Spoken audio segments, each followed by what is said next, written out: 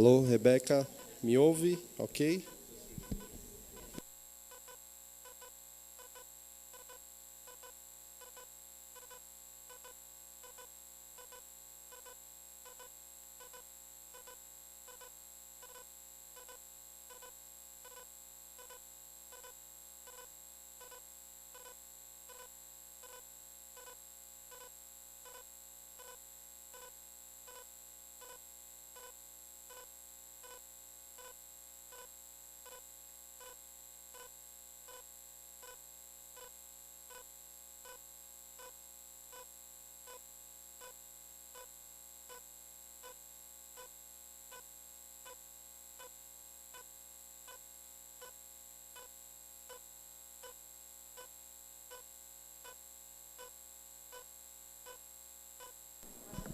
Bom dia a todos que estão aqui conosco presencialmente, também assistindo pelo YouTube. Em nome da Pró-Reitoria de Pesquisa e Inovação da USP e também da Faculdade de Odontologia, eu gostaria de dar as boas-vindas a todos vocês. And welcome, Professor Lex Bouter, to our lecture, our USP Lecture, that we will have today. Eu pedi licença para ele para falar as boas-vindas aqui em português para todos, para ser receptiva aos que falam português, e depois eu volto para o inglês, que é a língua dessa lecture de hoje. Só para a gente situar, hoje nós temos uma USP Lecture, que a Odonto está sediando, mas é uma iniciativa também da Pró-Reitoria de Pesquisa e Inovação e do Grupo de Trabalho em Ciência Aberta, coordenado pela professora Renata Witton, aqui presente. Então, em nome de todos esses, a gente dá as boas-vindas a todos vocês e comenta que é uma iniciativa desse grupo de trabalho, do qual também faço parte, trabalhar com a questão da ciência aberta. E nós temos um roadmap que foi proposto no Conselho de Pesquisa, há alguns meses atrás, e que está em fase de implementação de algumas ações, e, entre elas, a gente tem algumas ações de educação, de disseminação de informações dentro da ciência aberta, e, aproveitando a vinda do professor Lex Bouter, que é um expert no assunto, nós trazemos para vocês hoje essa palestra que visa explorar e discutir sobre a integridade em pesquisa e a ciência aberta, a ligação dessas duas áreas em prol da pesquisa dentro dos institutos de pesquisa. Tá? Então, espero que vocês todos aproveitem muito. Para o YouTube, e para quem estiver aqui, para o YouTube, nós vamos disponibilizar um link para que vocês possam fazer o cadastro da presença. Para quem estiver aqui presencialmente, só escanear o QR Code, vai cair num Forms, que vocês preenchem para que nós enviemos os certificados para vocês, tá? Dessa conferência. Se tiverem qualquer dúvida, é só procurar por aqui ou procurar o Fernando, alguém da comissão de pesquisa, que a gente pode orientar nesse sentido, tá bom? So, Professor Lex Bouter is Professor Emeritus from the Netherlands, the Vrije Universiteit, and then we would like to invite you to the floor. Professor Lex gently agreed to talk to us about the link between scientific integrity and open science, and he is an expert in this topic, and I hope you can ask many questions to him. He will explain about the systematic of his lecture. He would like a very interactive lecture, so you can ask questions. He will have some moments to do that during the presentation, and we have the microphone to take to you, and then you can have questions, and we can discuss about the topic to be a more friendly environment. So, Professor Lectures, thank you very much for coming. We hope you have a very good activity this morning.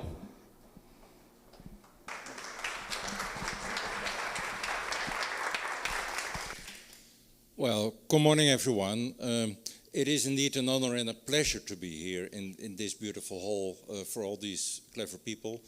I'm going to carry water to the sea. What I'm about to tell you, possibly you know already about it, but I'd like to collate it together in a way that serves the purpose of the lecture, and that is what research institutes like departments, faculties, universities, and independent research institutes can do to help the people doing research in these premises to get their act together in sense of optimizing the quality of research, the integrity, and also the reproducibility of research.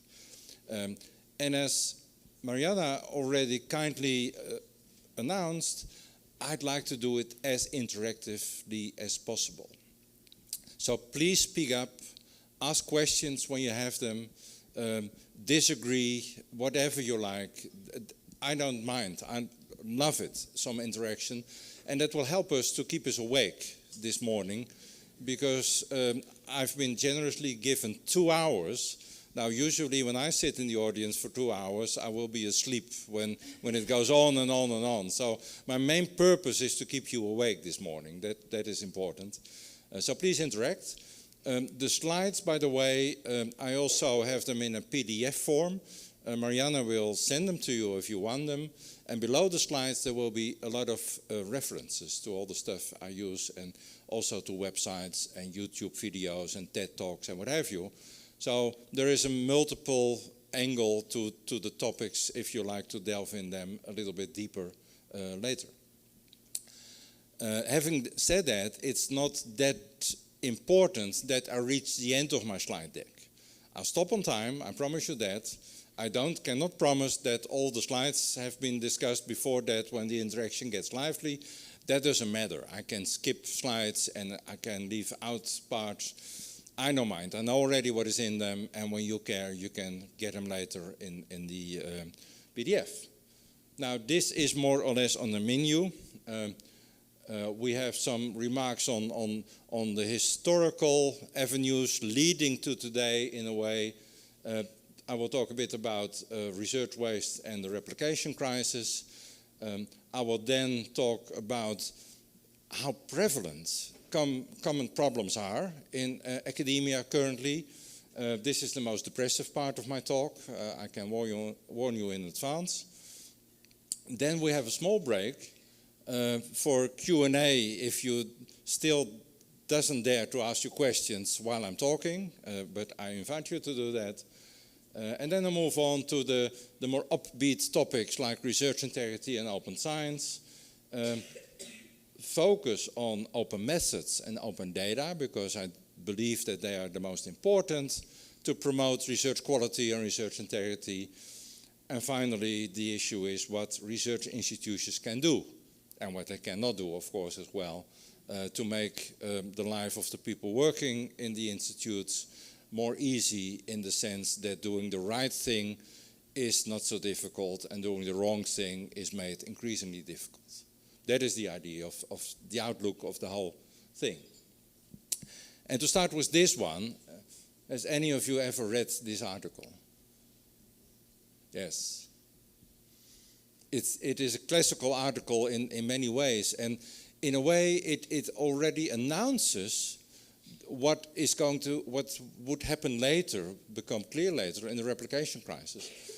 John Ioannidis, he is, in my opinion, by far the most clever epidemiologist worldwide, and still going strong. He's a really nice guy. He answers emails within 20 minutes, always, everywhere. It's quite amazing. John wrote in 2005 in PLOS One, the mega journal that, and this is a simulation, that when you take the usual alpha and beta, that is the significance level and the inverse of the power, and assume a bit of bias in your studies, he showed that your conclusions, when you find something statistically significant, in more than half of the cases are completely wrong. And that was a shock. This is the most highly cited methodology article I know. It's amazing. And he predicted what was coming. And two other visionary guys are on this slide. That is Ian Chalmers, Sir Ian Chalmers, I should say, and Paul Glasziou. They wrote this classical piece in Lancet in 2009, and it's about avoidable research waste. They started a whole movement, and they were already quite prominent, these guys. Ian is the guy who invented a thing called the Cochrane collaboration, which you might have heard about. He is also a very, very nice person like Paul Glasziou. And Paul Glasziou is currently still really going strong in automation of doing systematic reviews. During COVID, he worked so hard on improving the system that in the end, with a large team, he could do a full systematic review about many articles in 5 days. It usually takes a year or longer. And he is automating increasingly the really boring tasks of doing systematic reviews. And he also started a World Society of other people who are whiz kids trying to automate doing systematic reviews. And now they use AI, of course, a lot as well for that. But what they wrote here is as follows. They say quite simply, it's about clinical research. When you do clinical research, it's striking how often questions are answered that no patient or no doctor would care about. Well, that is a difficulty, of course. That means when that's the case, it's wasteful. You could better have not done the study at all. And when it's relevant, when it is relevant, it is important that it's done well. And many of these studies, the methodology is not good. Then you cannot trust the outcomes. And when that is the case, it's research waste, wastebasket. And when it is relevant and well done, it's often not published. We will come back to that later. Less than half of the research that has been done is published. And that half is waste. You can throw it away. It doesn't exist anymore. And even when it is relevant, well done, published, it's quite lacking details.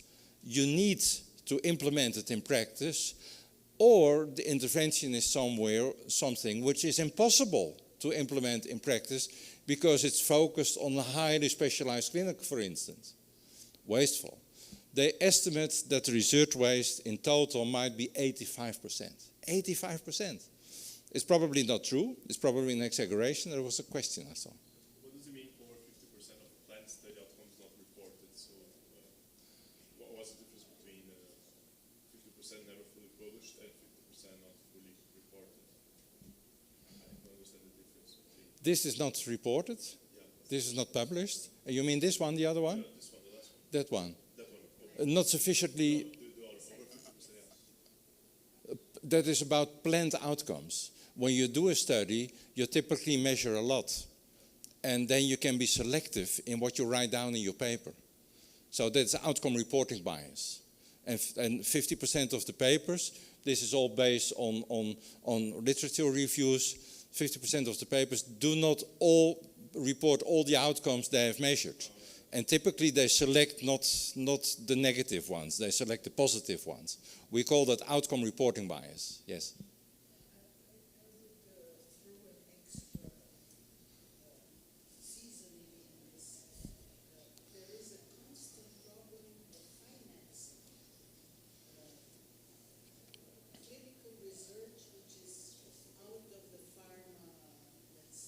True.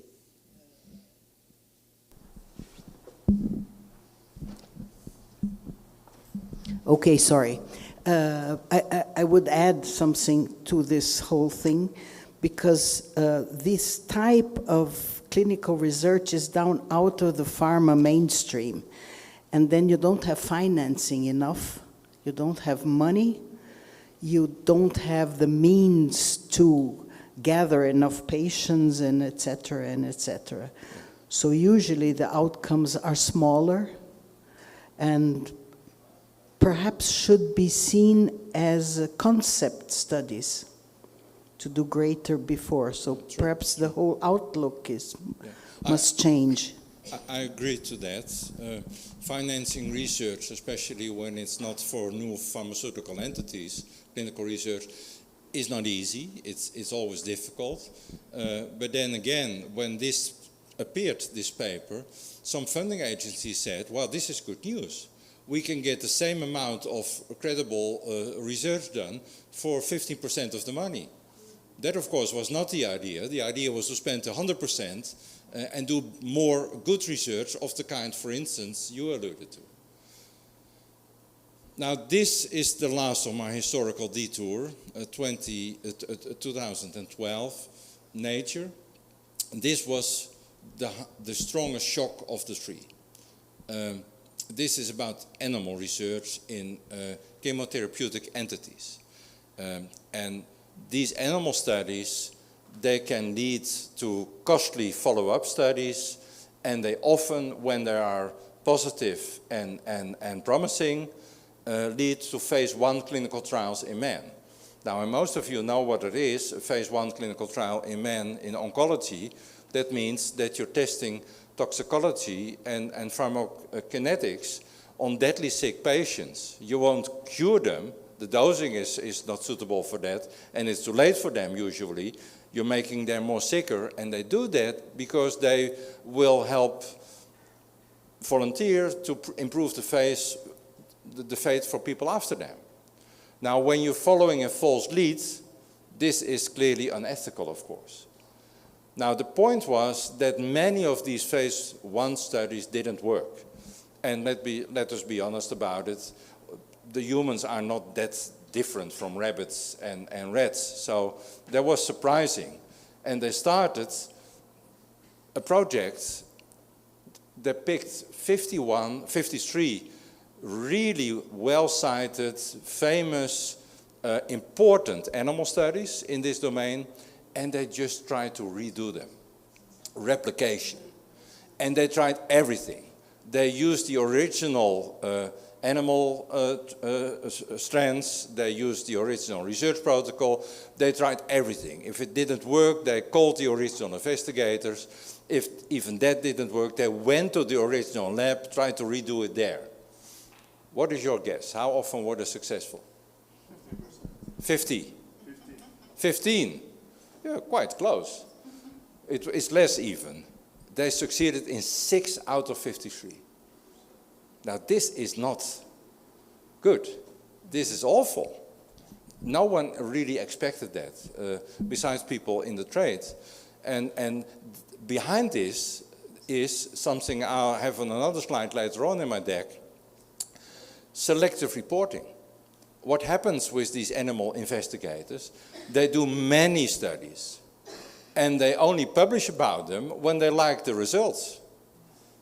Well, and then sometimes you have a positive results by chance. They like that. They publish that. So in the published record you see a really high proportion of chance results. And these are not that replicable, of course. So that is probably the course. I should say that after 2012, these animal researchers, they got their act together really quickly. They started publishing research protocols. They started publishing data sets. They started doing systematic reviews. All the right things we were slowly learning in clinical research, they almost implemented overnight. And now it's better. But this was awful, really awful. It's, of course, not only in animal studies that it happened. This is an example from psychology. 100 textbook research pieces, articles that everyone was using in the textbooks, but no one was ever repeating. And now they did the repeating, and Here you have the original studies, 100 of them, greenish blue, that is statistically significant. 3 were not statistically significant. And here are the replication studies. Yes, a number of them were statistically significant as well, but many of them were not statistically significant anymore. And when you plot that, you would expect it all on this line, the diagonal line. But the case is that of the original studies, 95, I'm not sure this works, yeah, 97% were significant, while the replication effect size were half as large, and only 36 were still significant. So again, this was a clear sign that there was a replication problem in psychology, social sciences in general as well. Last year, eLife, beautiful scoping review of replication studies, and they found 177 well done, well documented, well registered replication studies, and a bit than half of them were replicable within reasonable boundaries. Now, a bit fast forward in social sciences, earlier this year there was a really interesting publication that showed that if you do everything right, and that will be in the last part of my presentation, then you can get close to 90%. That is probably as good as it can be in research. But you have to work so hard for it, and you have to maintain all the quality standards really high. So this is a clear vision that shows that we need to do better, because these levels of replicability are clearly unacceptable. These studies are implemented sometimes, and they have consequences, and in some cases they can be life-threatening at least. Yes? Microphone.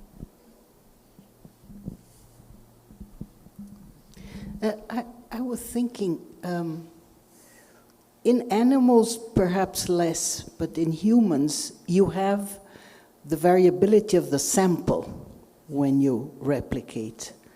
So what's the size of the effect of the sampling? It's a really great point you're making. I skipped that out of my lecture, but I can tell it to you. There is a lot of interesting methodological literature on when a study is replicated and when not. Some people say it's good enough when the effect goes in the same direction. Other people say it's good enough when the confidence intervals overlap. And others say it should be really near, almost the same answers. And the level of replicability goes down as you go along these 3 categories, for instance. And furthermore, there is a lot of discussion about what does it mean when there is no replication success. It does not mean that the first investigators are fraudulent. It's a possibility, but it doesn't mean. It might be that the second attempt was wrong and the first attempt was right. You don't know that. But when you both, within reasonable boundaries, get the same answer, the study is replicable, that doesn't mean that it is right, because you are redoing a study. And you're also redoing all the biases involved in the study, if you do that well, the replication. So you only know that it is reproducible when it is indeed a similar answer. And when you get a different answer, that might be even more interesting, because then you can dig deeper. And you should sit together with the original investigators, ideally, and then try to sort out what happened. And it can be, of course, that one of the studies or both were too small. Then it can still be a chance thing. But it can also be, for instance, what you suggest, that the variability of the second sample was on the other end of the spectrum than of the first sample, and that is the explanation. In animal research, a quite famous thing is, for instance, whether the animal handlers are male or female, and if female, in which part of their monthly cycles they are. That makes a lot of difference in many animal studies. It's a bit weird to understand, but once you know it, you can understand it. It's easy to make up a theory behind it, and that has been proven as well. So you learn a lot from unsuccessful replication studies. And it's not an idea that you should point at your colleagues in the past for you're clumsy, you're fraudulent, whatever. No, that's not the case. You have collectively a problem to solve when it's not replicable. Thanks. Another comment would be that sometimes the investigators don't report clearly what they really did in their labs, so it's difficult to the audience to replicate the study. That's another great point, and these 177 were studies with a fully detailed protocol. In prospectively parked in the cyberspace, the real registration thing, that is important, of course. Yeah. But the real problem is that hardly anyone is doing that. It happens in trials. It's now happening increasingly in animal studies. But then a lot of additional studies, no one is doing that. And when the recipe of the study is not floating in the air somewhere, in a way you can trust, with a timestamp on it, that is before the data collection started, then you cannot replicate a study. Yeah. So replicability, the ability, the potential to replicate, that is a clear quality sign of a study. And I trust studies that are replicable in the sense that the recipe is known more than studies where then is not the case, even when no one tried to replicate. So that is a good sign of the whole thing. I just summarized one of my last slides, so we are speeding up there a little bit. So it's great questions. Please go on this way. I like that. Now the same John Ioannidis, he wrote a provocative article on this, and he said, well, listen, we should replicate more. And in many instances, replication is more important as innovation. Now you probably all apply to granting agencies. They don't like replications. Yeah. They like innovations. Yeah. You probably all send manuscripts to journals. They don't like Me Too studies, stuff that has been done before. It needs to be new, spectacular, exciting. Bullshit. He said replication is as important and sometimes much more important than innovation. And this is a difficult thing, because you need now funders and also journals that accept this and work on these premises. In some countries, my country is one of them, we have a kind of reservation funding program for replication studies.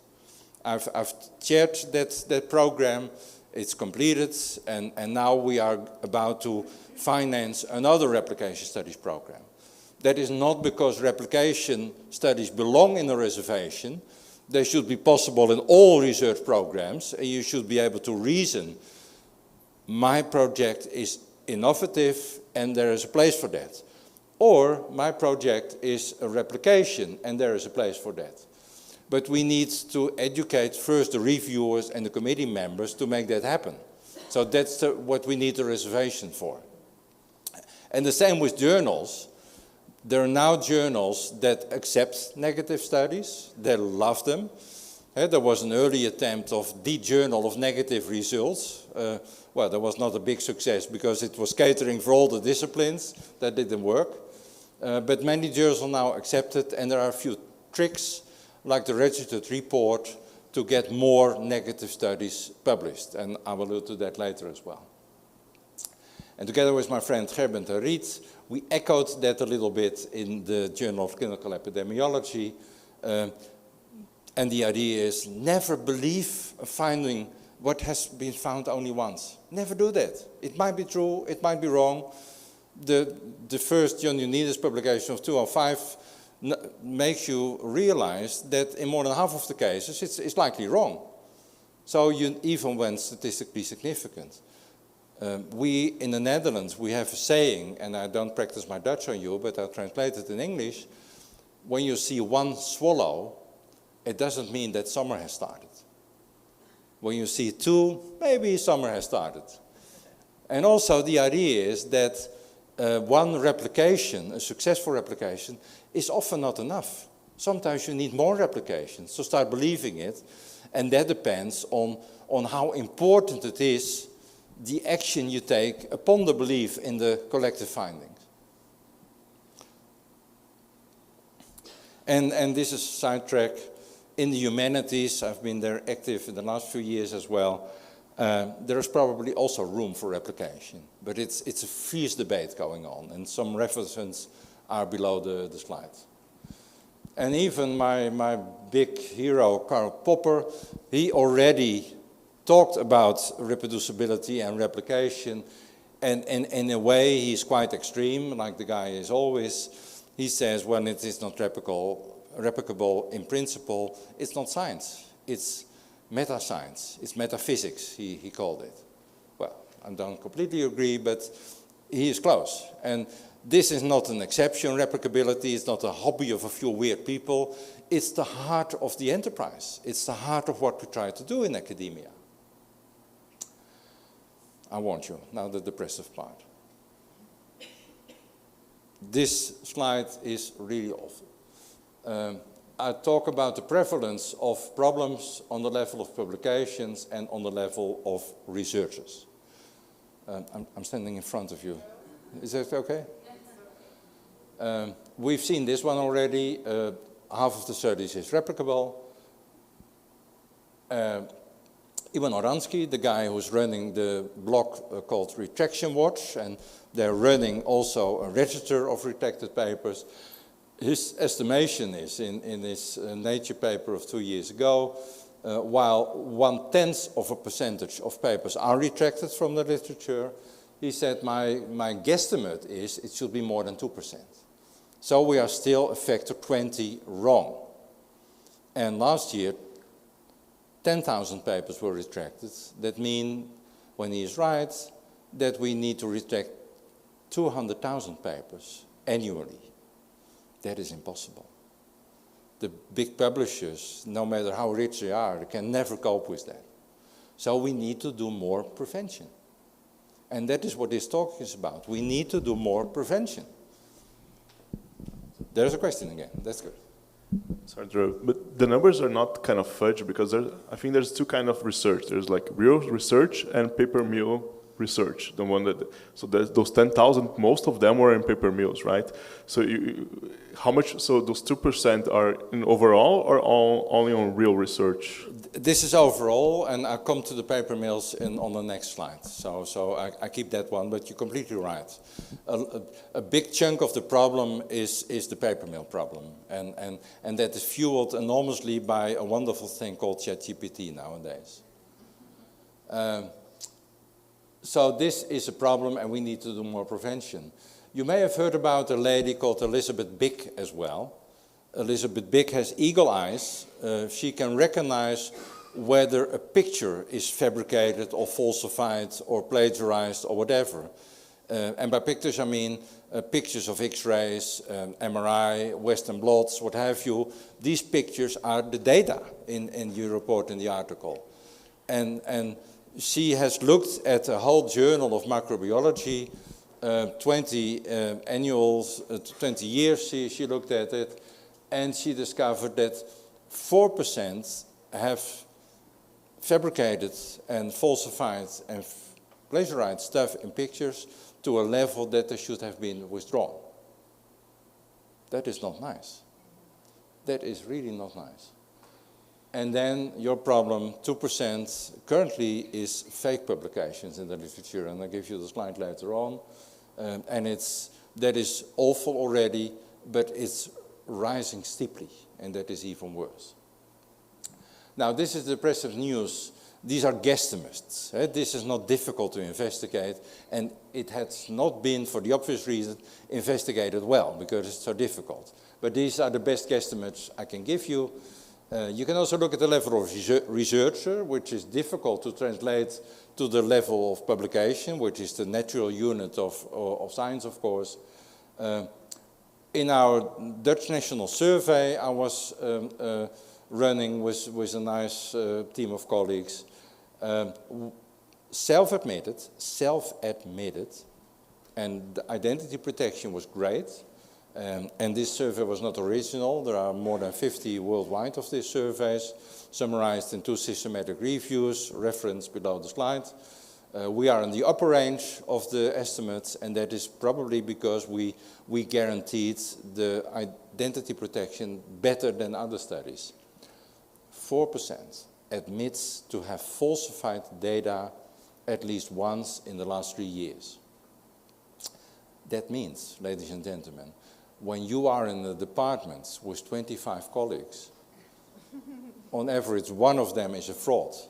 Now, it won't be in your department, of course. There will be 2 in a neighboring department. It's an average.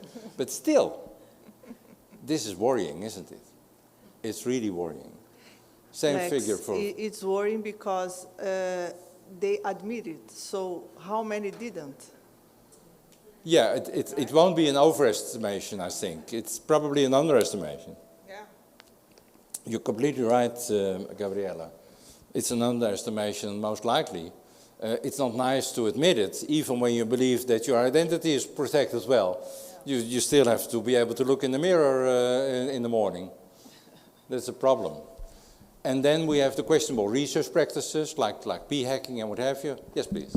Sorry, as you did the study, did also a correlation between the title of the professor, like full professor, assistant, and the degree of fabrication, falsification, or there's no correlation? It's tempting to make that analysis, of course. What we did is, this is a national survey, but still there's a lot of noise in this type of data, so you cannot do much. Look at the stuff, and all the data are, this is an ideal study. The full protocol, the full questionnaire, the full data set, the full code of the data analysis, it's all there in the cyberspace, so you can make your own favorite calculations. What we did is, we looked at academic rank, indeed, and surprise, surprise, the higher ranks did a little bit worse, so you're right in that sense. And we also looked at disciplinary fields, and that was not so clear, but most seems to be happening in biomedicine as well. Yeah. So, but with all the casualties that may occur when you over-interpret that, there are some data in these articles. We have 1 article on the bad things and 1 article on the right things. We also have a similar article out of the same review on responsible research practices. Doing the right thing, and some people do the right thing. And then lastly, we had this questionable research practices like selective reporting, we alluded already, outcome reporting, selective outcome reporting, p-hacking, harking, what have you. So all these things, we had 11 of them in the survey, and our respondents admitted, more than half admitted, to have engaged frequently, this was a 7-point scale, frequently in at least one of these questionable research practices, which is a lot. Well, that's more or less a rule. That's not an exception anymore. So let me summarize it nicely. There is some room for improvement, and we need to improve. I really believe it. And then we get the paper mills, alluded to already, fueled by generative AI. They have a business model of selling authorships, selling publications. They completely or partly fabricate. You can buy citations. When you buy 100 citations, it's a bit cheaper than when you buy 500 or 1,000 citations. They make it happen. It's all on a no cure, no pay basis. It really happens. They use fake reviewers. I was just told there was an incident in your country quite recently with fake reviewers. It's so easy. Now, journals like British Medical Journal and Lancet, they have now whole departments checking whether suggested reviewers, suggested by corresponding authors, really exist. And usually they do exist, but is that the email of that person? It's so easy to make up a new email address and Gmail account of a famous hotshot, and when that account fuels to your mailbox, you can write your own reviews. It's so easy, and that's what these paper mills do. And then, of course, it's easy to fabricate review reports. We have now a whole scandal with ChatGPT generated review reports, also done by paper mills, of course. So what is scary, about a little bit less than a year ago, and ChatGPT existed for 1 year only then, I was in an audience like this, and there was a guy who really knew ChatGPT interactively with the audience. He wrote a paper. We could call the study question, the variables we needed. He made up immediately, interactively on his computer, a database, completely fabricated. He did the statistical analysis, he made the table, he made the layout of the article, and we choose that it should be the New England Journal format. That is what we got. And then within 15 minutes, the article was ready, publishable, submittable. It's scary, isn't it? So easy it is nowadays. And then one in the audience raised his finger and said, hey, listen, I see a reference that doesn't exist. I said, oh, that's something I forgot. And he added another prompt, please don't give me references that don't exist. And immediately it disappeared. So that is how easy it is. And let me be clear, I'm not recommending this to you. I'm not recommending this to you. I want this on the record. Anyway, and to make it even worse, there are now quite a few scandals of bribed editors, because they are in a powerful position. And we knew already the predatory journal issue, the journals that give you no value for money and want you only to pay your article processing charge. And we now also have a whole family of hijacked journals. There is a panel on the Rejection Watch website, and they hijack journals. They mimic the web page of a regular journal, and it's not easy to see the difference. It's not easy at all. So, and then you submit your paper to a hijacked journal, and then, well, they publish it overnight. They say it was peer-reviewed, it was wonderful, we published it. We will publish it when you pay, that's usually the thing. And then when people discover it, they say, well, we made a lot of costs. And then you have to pay to retract your own manuscript from that criminological company as well. It's awful. There was a question again. Nice. It's not really a question, but a comment. I've been thinking about this for a couple of years now, because as a community, as an academic community, the Brazilian community is accustomed to, first, publish in lesser journals, because it's very difficult, really, to put in high-ranking journals, and usually only when you have collaborative studies or somebody, you know, an uncle in the States and so on and so forth. And that's where they go looking for you. That's what I wanted to comment. So they hunt for people who are publishing, who are perhaps not the first authors. And this person starts getting emails, inviting for guest editors and so on and so forth. So, you know, everybody has to take an awful lot of care and basically just say no for whatever, I think. Yeah. So I think this is a very important message that has not gone through to the community, and that's where you fall into the trap. I fully agree. I always say when I'm teaching students in any country, you get a lot of messages inviting you to become an editor or to submit a paper. Yeah. They are almost all fraudulent. Never respond to that. Never. Really never. I recognize the problem, of course, that publishing is difficult. And the good news is that nowadays, when you've done a good study, you can always publish it. And I don't care about impact factors and citation rates and whatever. Well, we will criticize that later on during this lecture.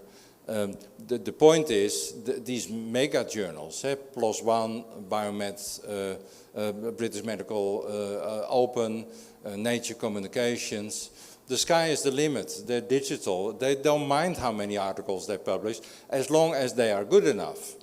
And they can be negative. They can be from Brazil. They can be from China, from Kenya, from the UK. They don't mind.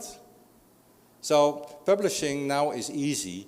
And you can also easily start your own journal. Many universities have journals. You have preprint service where you can publish. So the issue is that we still believe that some journals are better than other journals. And that is to some extent true, because these journals are taking more care of quality assurance. But also in Nature and New England Journal of Medicine and the Lancet, they have plenty of rejections. They make mistakes all the time. And there are many brilliant articles in predatory journals, never checked by real peer reviewers, but it wasn't needed because it was brilliant anyway. So we have to be careful there. There is no substitute to reading an article when it is in your field, and don't go about the prestige of the journal and the number of citations. And there is one level deeper, we will discuss that later on a bit more, and that is, the issue is that we need publications and citations for our career. It is the way we are, and that happens in Brazil as well, is my understanding. When you don't have high impact publications, so-called high impact publications, you can forget it in your academic career.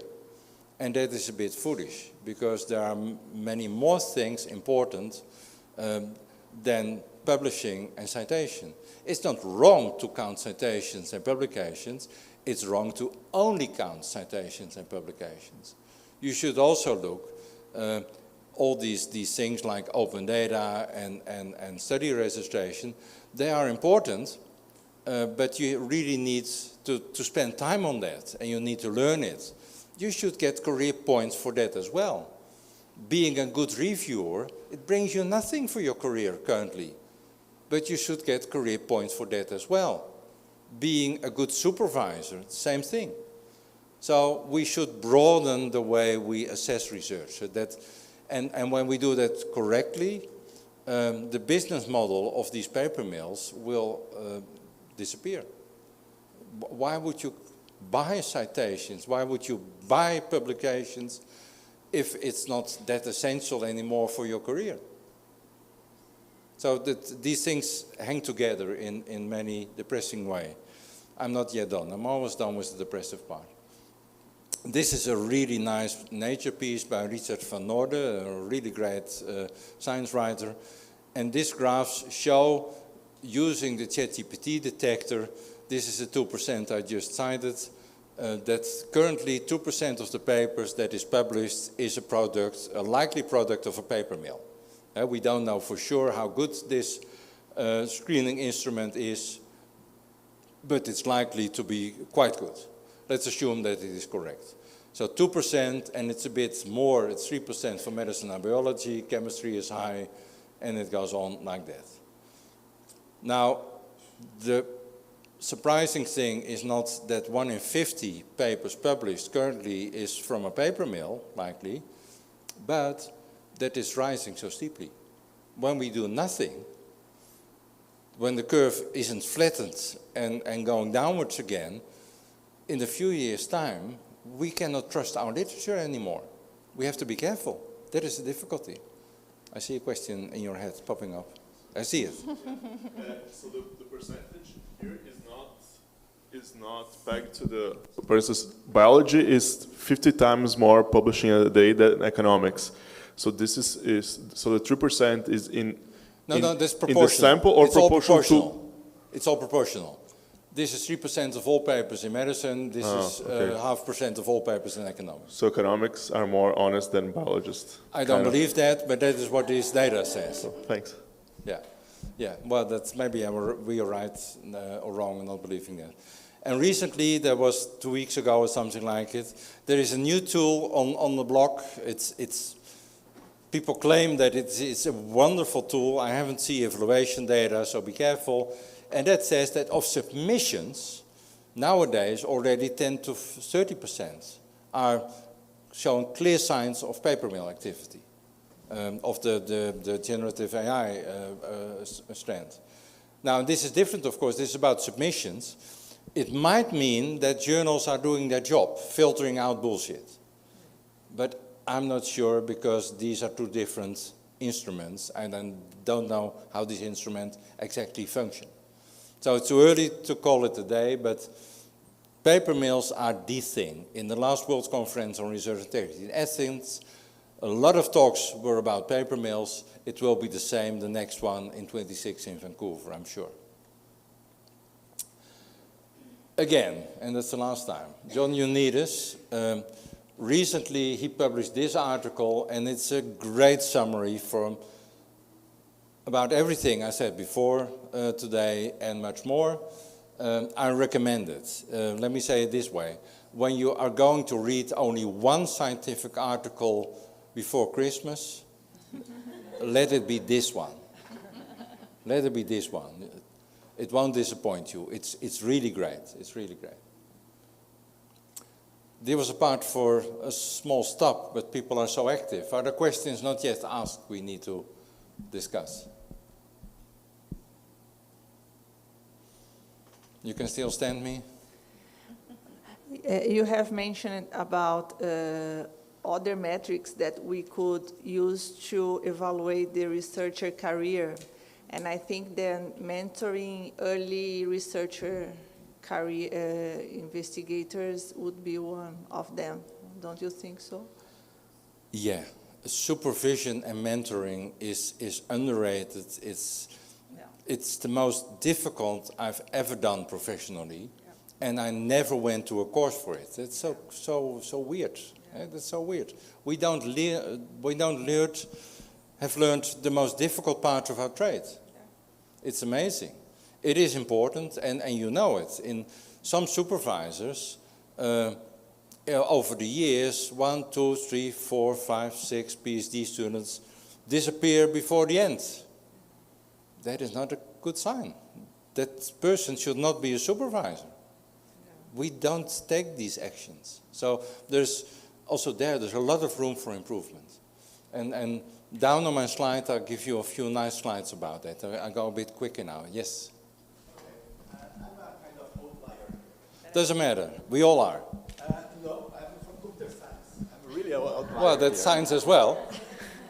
And I just would like to, I really like to go really down before going up. And now we are going to start going up. I would like to say that in computer science, we do not deal with people. We deal with computers. Mm-hmm. It's much easier.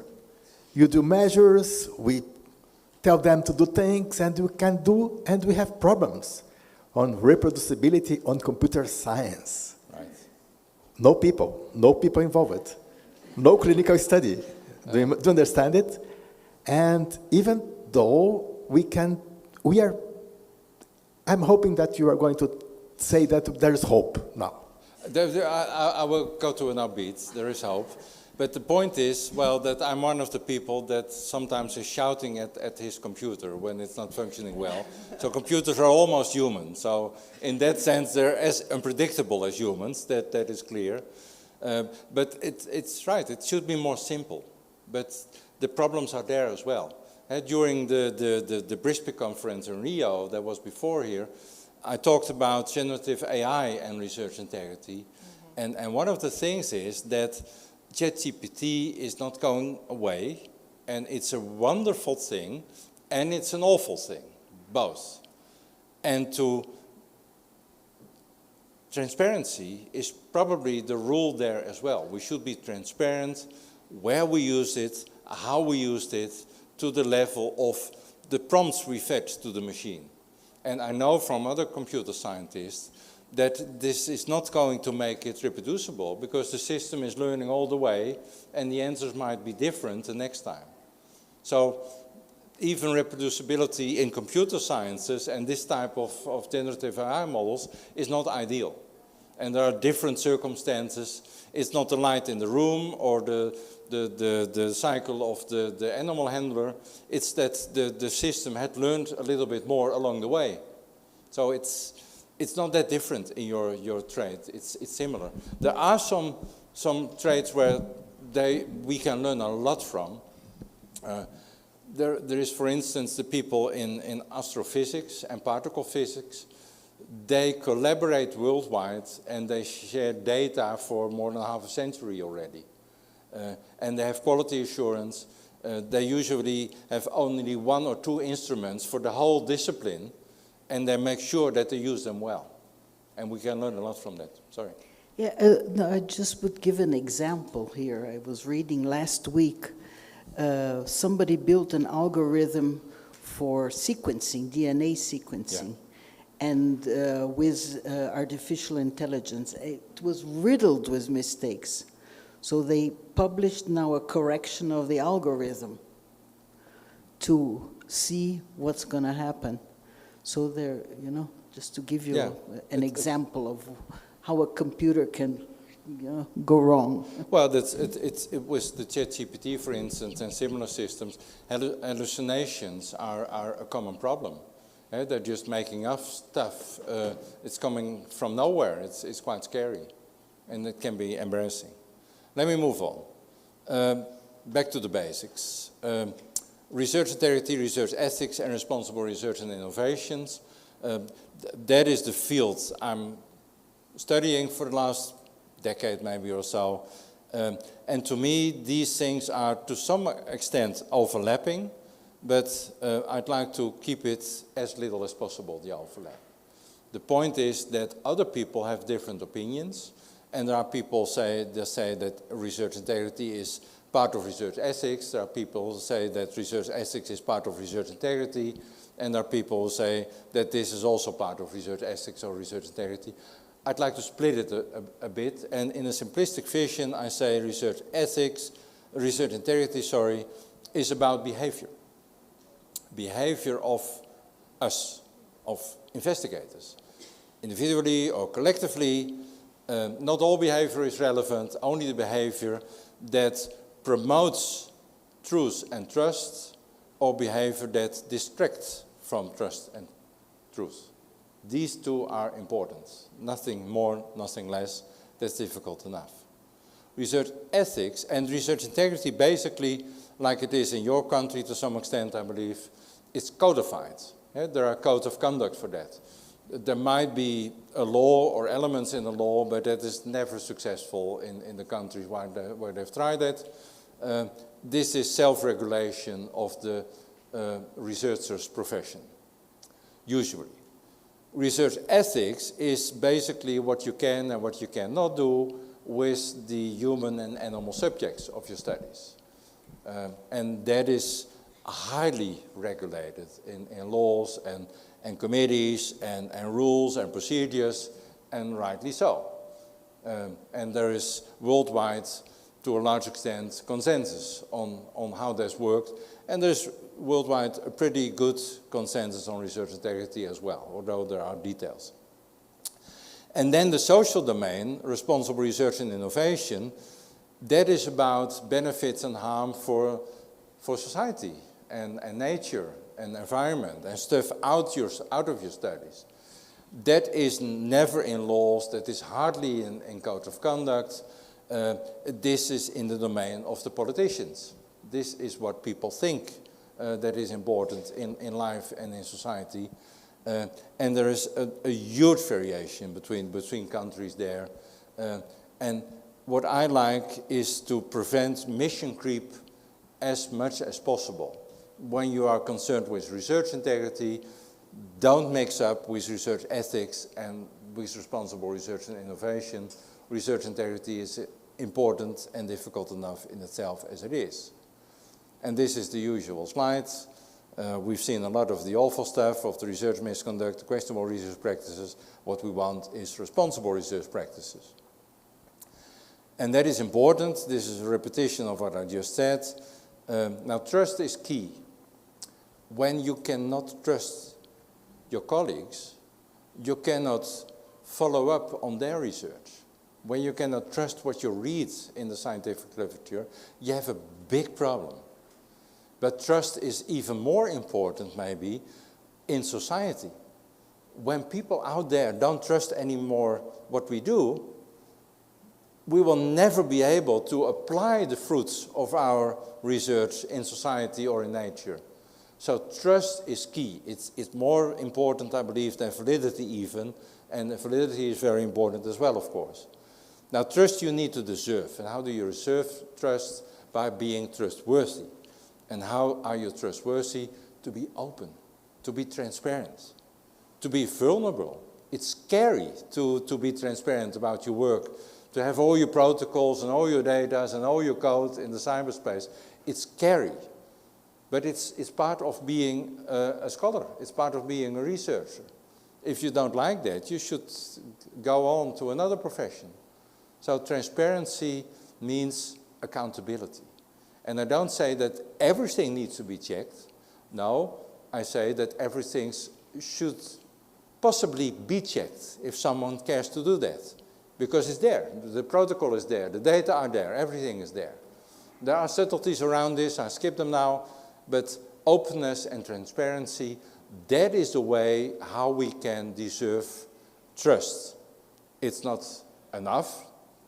We need to explain people in society also much better. We learned that during COVID to a large extent. We need to explain society much better what we do and how we do it. And one of the most common misunderstandings is that scientists claim to know the truth. Well, that is the last thing we can claim. We know that we make errors all the time and that we're probably wrong all the time, but we can only claim that we do our utmost best to get it right. That is different. And when you can explain that to people, probably they can understand why views change over time based on research, because that is what happens, of course. Yes. Are we going to talk about media, journalism, news? For instance, sometimes I can talk for the rest of the day about that, but it's not in this lecture. Because when we do something, sometimes the journalist says it and it changes everything and put a big title. It is true, and I've been there as well, and even journalists, they don't select what is above their articles. These are other people, and these are the awful people. Because most people only scan what the titles of articles. And it's difficult. And in some countries, the science writing is better than in other countries, but you have to be careful everywhere. In my experience, the university people are the worst. And I don't mean the scholars themselves, they're just naive normally, and vain, of course. But I mean the communication departments of university. They make these awful press releases, which are already wrong. And so then when a journalist cites them, it's not the journalist who's making a mistake, it's your own press officer making a mistake. And it's difficult because personally I do newspapers on and journals and websites on very clear rules. I say, you can always talk to me off the record. When it's on the record, there are two conditions. I get the questions in advance, and I can check and rectify everything which is not right before you go into print. Many journalists don't accept that, and that's okay. Then I don't talk to them. That's easy. Oh, in Brazil it's quite different. They accept it, but they do not do it. They said, okay, no, I'm going to show you. That happened once to me, and I never talk to that person. So I trust everyone until one mistake is made. But it's usually these people, they comply. But I don't do television, because I've learned that when they make a video out of you of half an hour, they can always select 20 spectacular seconds, and that is what they broadcast. And I have no control on that.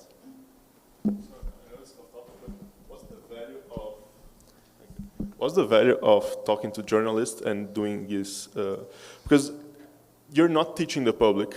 The public is not, there's nothing useful. The output of research is not useful to general society, only for researchers. The stuff has to, because it's very nitty-gritty, so everything it's going to be put in the context to a lay person is going to be exaggerated, it's going to be wow. So what's the real value of science communication to the lay person? The value for me is twofold. One is these people in society, they pay our salary, so they have a right to know what we're doing. And secondly, I believe still, that might be naive, that you can educate the populations by explaining what science is all about, and then you can say, well, I've done this, it was completely negative, or it's looked positive, but please don't try this at home because we don't know it yet. So that is part of the message, and then you educate people about science. And the good type of journalists, it's a profession, and it's a responsible profession, and it's not easy, and they have a task. Because they have written about me also many times in ways I don't like at all. But that is what you need to accept, that when you are visible, that people can criticize you.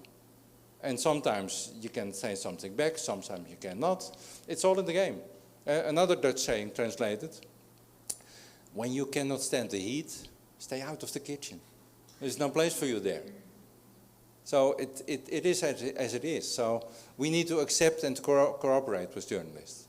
But again, this was not part of the lecture, so skip it. Yes? We're getting enthusiastic, that's good. We do have a problem with communication with the society. That's obvious and it's been discussed a long time. But we also have a problem of opening our minds. I was remembering that there is a very nice journal that exists already for years, which is basically an open access for methods, which is the Journal of Visualized Experiments. It's a very nice journal. Almost nobody knows it. I know it. It's beautiful. You know, it's a marvelous journal. Nobody sends in anything. Nobody has the patience to, you know, film everything they're doing and so on and so forth.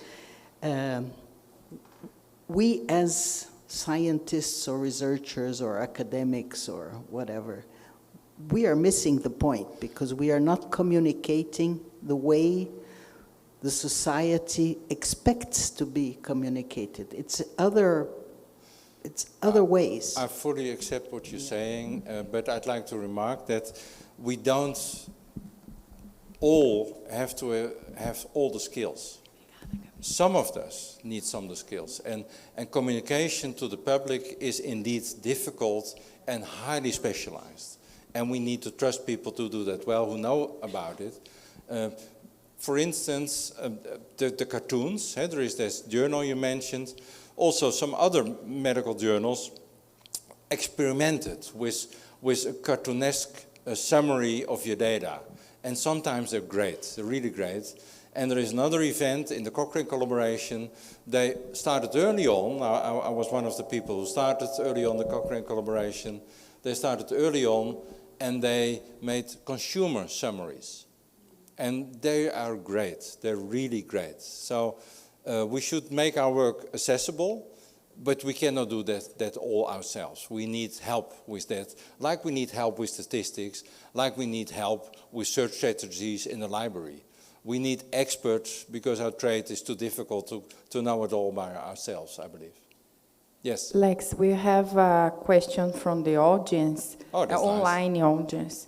I don't know if you will tell about something about AI after, but the question is, can a good researching paper be done by AI?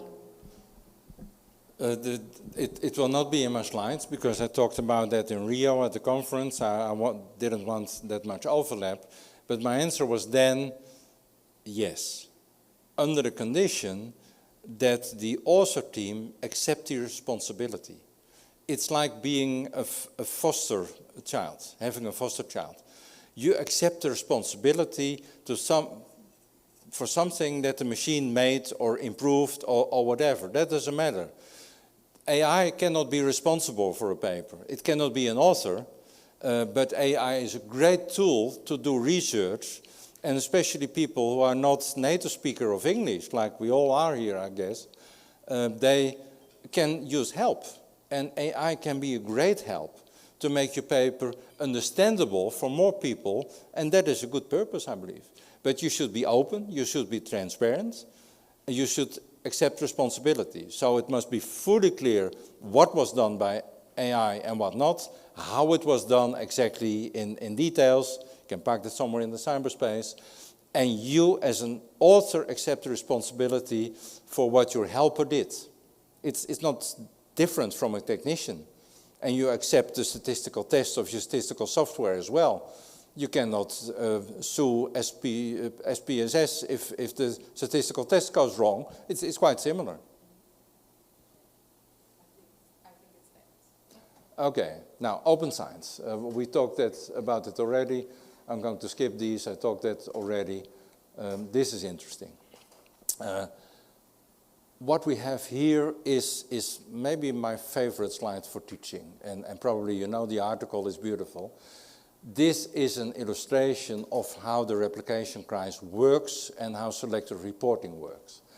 What we have here is in the office of the FDA, the Food and Drug Administration, 105 randomized clinical trials, all studying a new drug for depression against placebo. Now the FDA is really strict, and you need to go there when you want to have a license to market it in North America. The point is, they want to see your protocol, your case records. They do audits of your project. They do everything. They check everything, and they don't read your papers. They just want your data, and they analyze them themselves. And let's assume, and I believe that's pretty close, that the FDA is the gold standard. And the FDA says about half of these studies are positive, the green dots, and the other half of the studies is negative, the red dots. There was no difference in the negative studies, or even the placebo one. That's possible. Now you wait a few years. This is what we have. A few years later, with one exception, all the positive studies have been published and roughly half of the negative studies. We call this publication bias. The scary thing is that usually we only see this column. We have no clue about reality. We don't have that gold standard. And that in itself already is a reason, a strong argument, to have open data and open methods. Because we are all FDA when all the protocols are there and all the data are there. We can all make the FDA calculations if we care. That is why transparency is so important. Then you can identify selective reporting. Where you don't have a gold standard of something that comes close, you cannot know about publication bias. But it gets worse. We alluded already to this problem that you usually don't publish everything you investigated. That was one of your first questions. And when that happens, you make a selection. And usually you select the more spectacular outcomes. You promote a few secondary outcomes or primary outcome status, and you just ignore the negativity of your study. And that works as a miracle. This is the way, by ignoring the negativity, the negative outcomes, you can make a red dot green. You can make a negative study positive easily. And that is what we do all the time. So this is what you read in the papers. And then you see that a negative study is quite rare. And we call that outcome reporting bias. And again, you can only identify it when you have this column and all the protocols and the data sets involved in there. It's even a bit worse, and we talked about that yesterday quite nicely in a small meeting. You have a thing called spin. And what you do with spin is you exaggerate a little bit outcomes you like, and you downplay a little bit outcomes you don't like. You can do that easily with words. It's quite easy. And when you do that, and you read articles superficial, like we all do, you get the impression that a negative study, well, it's not really positive, but it is pinkish or yellow or orange or whatever. So you can play down the negativity. And you look at this column, and this is what you see when you read superficially. It seems that it almost always works, the new drug. Isn't that amazing? And that's not the truth. It's 50-50. So, and one last blow, when you look at the next generation, that is studies citing these 105 clinical trials, you see that the positive studies are cited 3 times more often than the negative studies. And that is exactly the way why we and reviewers and editors love positive studies, because they're cited so often, 3 to 5 times more often than negative studies. So this is the drama called selective reporting, and this is the strongest argument I have to promote transparency in the way of having protocols in the cyber area with a stamp on it that proves that it was there before you started data collection, and also to have the data sets fully available. There are some subtleties, but we won't go into that unless there are questions about it. And there is a bit more. Selective reporting we talked about. Another driver is small studies, low power studies. That is what happened in the animal sector. You're doing a lot of studies and you publish only the 5% that will be by chance statistically significant, and 100% of the published studies is significant. So that is a miracle as well. And then you have something called p-hacking. Well, my favorite professor of biostatistics, he always said, if you torture your data enough, they will always confess. And that's exactly what happens. When you play around with cutoff points and subgroups and different statistical tests, you can always find a nice table. And that is what statisticians can do. You give them a random data set, and within the hour they have a very spectacular table coming from that data set. So you need to bind your hands behind your back in hypothesis testing research. You need to specify what you're going to test before you embark on looking at your data. You need to be severe for yourself and also for your colleagues in that sense. And then the last one in this series is harking, hypothesizing after the results are known. This king understands it quite well. He shoots his arrow first, and then the lackey here makes sure he hits the bullet's eye always. And that is what we do all the time. We have a finding, a table we love, and it's not that difficult to make up a nice theory and hypothesis around that table.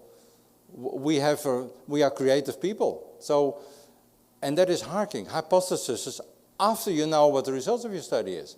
You can do that, but you cannot mimic a hypothesis testing research. That is exploration. It might be true, it might be not, but it needs to be tested much more severely in the next step. That is important. I alluded to it already, the pre-registration protocol publication, and the next slide will be about the registered report. It needs to be done prospective. It needs to be done public if possible, but if you're worried that you can be scooped, you can put an embargo on the stuff. That is not that difficult. Don't make it too long, please. And you can have brilliant insights after you publish your study protocol, of course, but then you can add an amendment to the thing. And that's time-stamped as well, and when it happens, you can always figure out at which moment, relative to the data collection and the data analysis, the amendment was made. And an amendment, when the data analysis was almost done, is less credible, of course. It might be data-driven than an amendment after the first 3 patients were included in the study. So it is transparent, it makes you accountable, it makes you open. Have any of you ever heard about registered reports? No one? You heard about it? You heard about it? Two people in all. 3. This is, I'm a bit jealous that I was not the inventor of that. It's so brilliant. It's so brilliant. This is what happens. You have an idea. You write a grant application. You're lucky. You get a grant. And then you go to the medical ethics committee or the animal experiment committee, whatever you need, you get permission. And usually you would start your study at that point in time. That is what you don't do. You start writing your article. That's a bit stupid. What shall I write about? I have no data. That's exactly the point. You have no data. Please keep it that way. You can write your introduction section explaining why you're doing the study and which questions you're going to answer. And you can write a method section. All the details of how you're going to do the study and the statistical analysis. Put in a link to the full study protocol, which is somewhere in the repository. Editors and reviewers know everything they need to know to judge whether it's relevant what you're going to do, it's important, and whether you're going to do it right. They don't know what your results are. No one knows. There are no results. And therefore, they cannot select on the level of positiveness, of spectacle in your stuff. It's not there. And this is really great, because when you compare, and then you have major revision, minor revision, the usual thing, they accept your paper, and acceptance now means we will publish the full paper once you write the methods section and the discussion section, and in it we see that you did what you promised to do. That's the only condition. Now this is great, because this is the killer of selective reporting, the real killer. Because what you see here are 71 registered reports. It's in social sciences. And these registered reports, 45% of them was positive. To me, that's quite normal. They also had a matched selection of double numbers of standard reports. Same topics, same type of research, same type of research question. It's difficult, but I believe they did the matching quite well. It's a comparable series of studies, and there more than 95% of the study was positive. That's the usual thing. No matter where you look, 95% of the publications is positive. So this difference, that to me proves that the registered reports really works as a killer of selective reporting. And that is important, because it's the most important questionable research practice we have, most likely. And there is a bonus.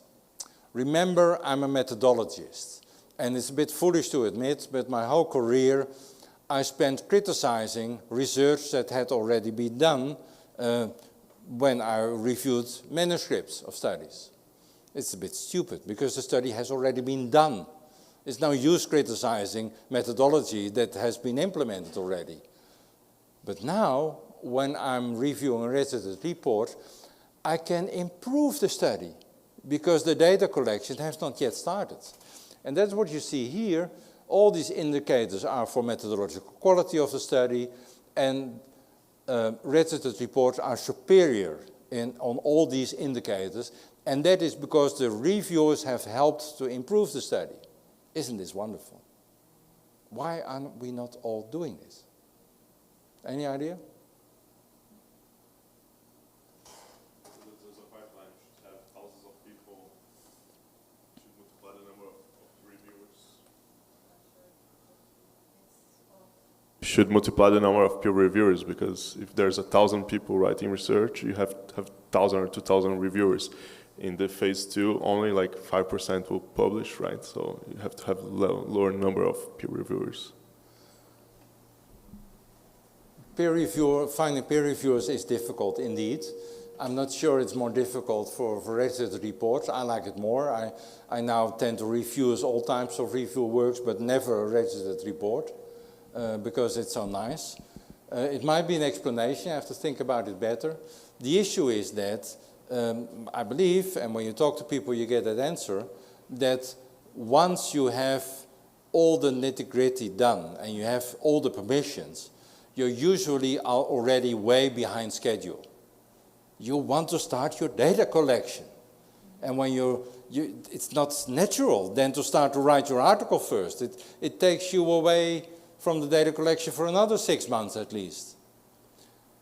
That is probably the reason it's not so popular yet. And not all journals are offering it. It's a bit more than 300, which is not a lot. But there is a solution to that, and that's now happening.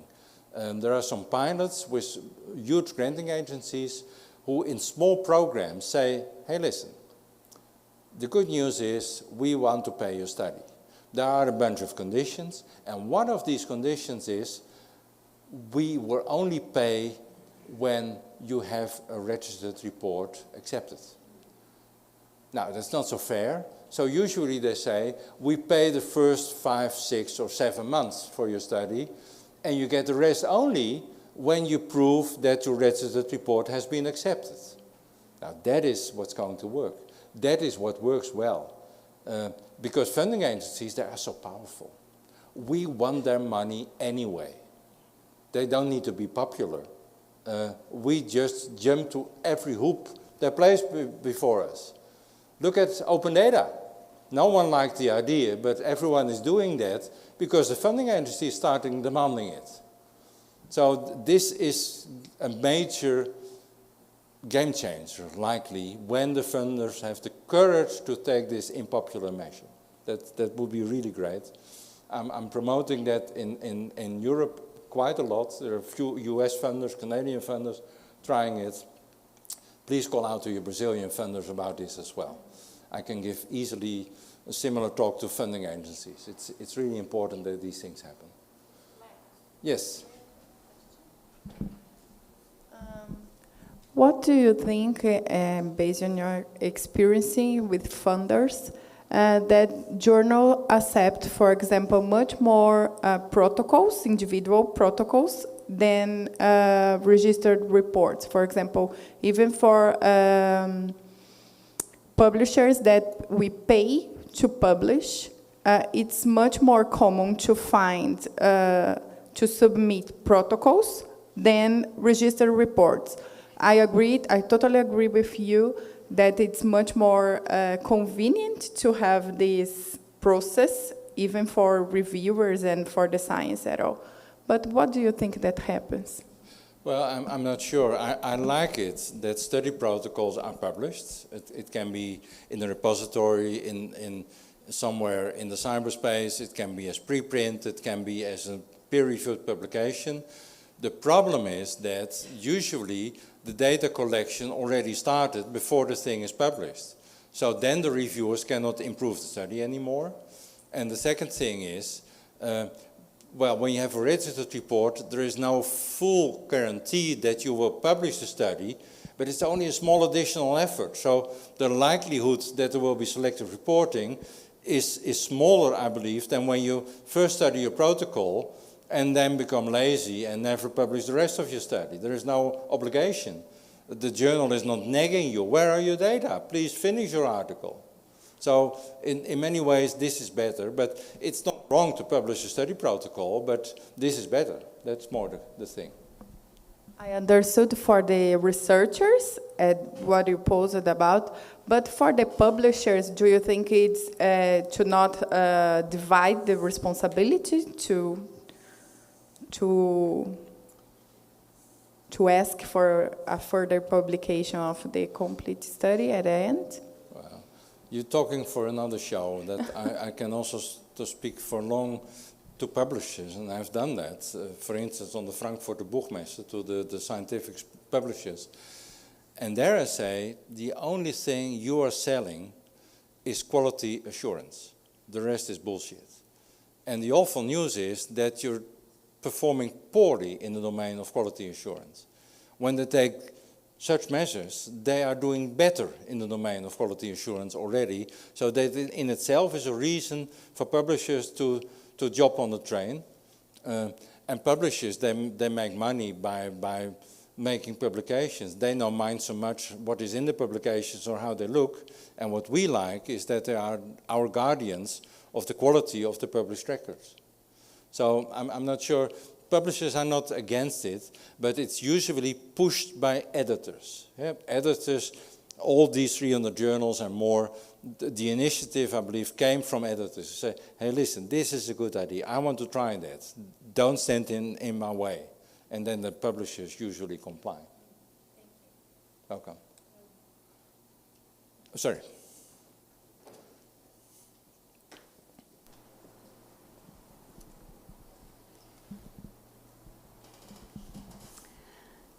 I would like to hear you a little bit about this pre-register reports versus Trials.gov and you know, all the, you are obliged nowadays to register in public systems, but I find them absolutely unreadable almost. I tend to agree.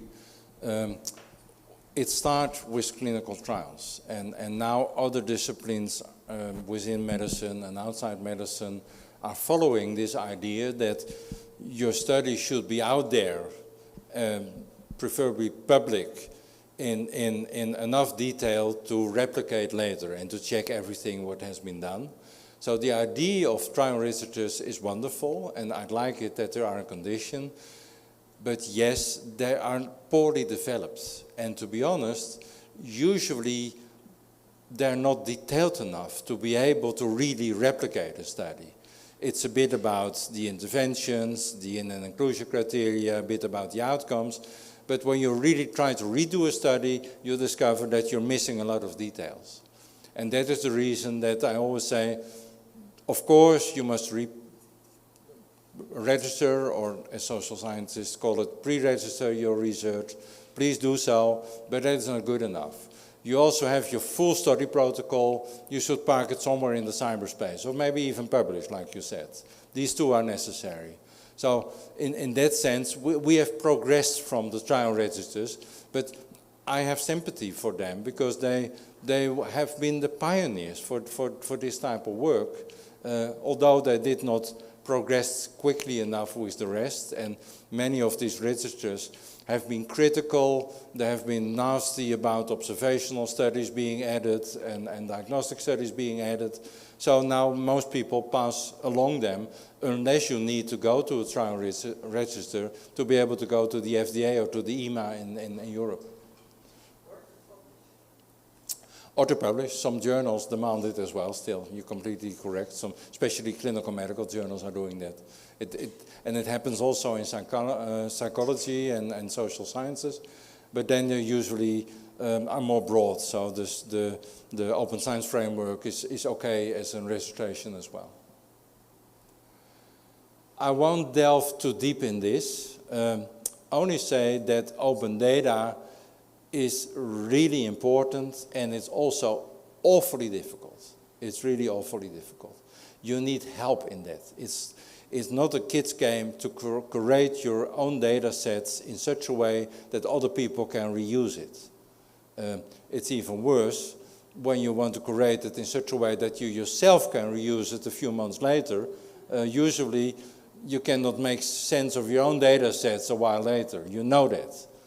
So this is an important thing. We need specialized help. I have the privilege in the Netherlands to chair the wonderful research program Open Science NL. There's a lot of money in that, and we spend part of money now to a master education for data stewards, because data stewards you see all over the place now in European countries, and they help you to curate your data. It's really difficult to make it findable, accessible, interoperative, reusable, and thus available. And it's difficult to respect identity protection where it is needed along the way. I won't delve in it, it's not my real specialty. Other people are much more clever in that, but please realize that it's problematic. I can be short about this one as well. One of the great inventions coming from the medical field, but now it's much broader, is reporting guidelines. There is the amazing number, I checked recently in the Equator network, of 650 almost reporting guidelines. So please, please, please don't develop your own reporting guideline anymore. It is there. You only have to look for it. It is there, really. Don't do it yourself at home. Use one of them. And they're wonderful for several purposes. You can use them to craft your study protocol. you can use them to write your publication. Some journals demand checklists, and that feels like an administration obligation, but they're great tools.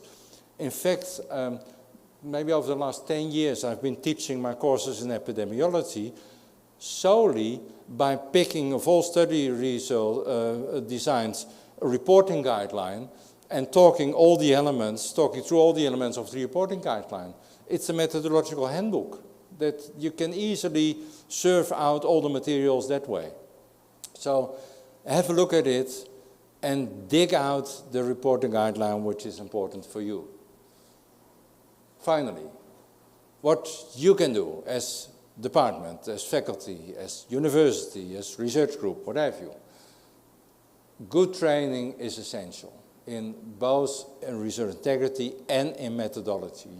It's a difficult trade. Being an investigator, you need to learn it.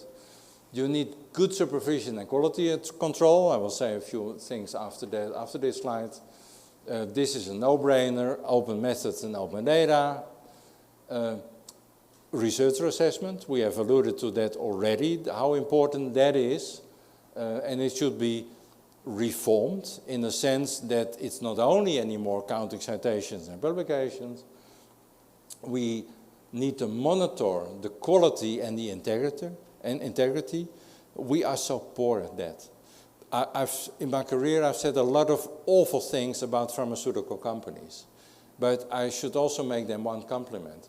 This is what they do right. Quality management.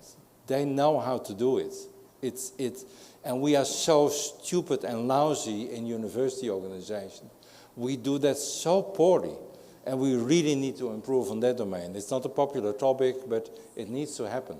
We need to audit ourselves and be open to auditing by our colleagues. And then, of course, we need to have a plan to promote research integrity and research quality, because all these policies and measures, they should hang together in a consistent way. That is what often forgotten, a bit here and a bit there and a bit there, and everyone is lost in a web of expectations and regulations and what have you. Sorry. The drivers of behavior in the domain of research integrity, the individual factors, the institutional factors, and the systemic factors. Now, individual factors, after we are about 3 or 4 years, nothing much can change there anymore. So forget about it in education. You can try, but it doesn't work. Institutional factors, that is important. It's about the culture of our labs. It is about how we collaborate. And we are social animals, so we look around us. When we see our colleagues cutting corners, it's really difficult to resist cutting the same corner. If you have good role models around you, it's really difficult to misbehave. You can do that, but it's difficult. So the culture to me is very important. The climate in the lab, I call it here. And then the systemic factors like the perverse incentives and having the right incentives, that is important as well. I give you some examples here.